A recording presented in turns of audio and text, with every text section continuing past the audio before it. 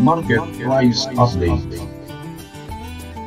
Narito po kapamilya ang ating price update dito sa pamilyang bayan ng lungsod ng Masbate kung saan may paggalaw sa presyo sa ating mga pangunahing bilihin. Sa isda pumapalo na ang bisugo sa 270, alumahan 200, sapsap 100, tulingan 240, tabas 180, iliw 140, ang bangos ay 220, tambakol 240, tuna yellowfin 360, lipstikan 260, salamonyete 200, tilapia 160, tamban 50, salay ginto 140, matang baka 200, malapuntik 140, ang lahing ay 160, latab 180, bagaong 180, at ang giant pusit ay 240. Sa shellfish naman ang taong ay 100, badoy 140, ang lato ay 200. Sa hipo naman ang tinatawag na swahe ay 200. Samantala ang manok ay 200, baboy 300, baka 420, karabit 320. Pinakamahal naman na presyo sa itlog ay 240, pinakamura ay 180, itlog na pula 450. Sa prutas naman ang lansunis ay 120, mangustin 300, apple 35 ang isa, peras 35 ang isa, orange 3 for 100, grapes 300, yatkat 100, pakwan 60 to 80, pomelo 140, papaya 80, lalandan 100, mangga 180. Sa bigas naman ang tinatawag na hasmin ay 62, pupuyo 65, asmin 60, sinanduming 50, red rice 63, mais 50, wild milled rice 55, rosana 60. Ang pilit na tapol ay 100, pilit na puti ay 65.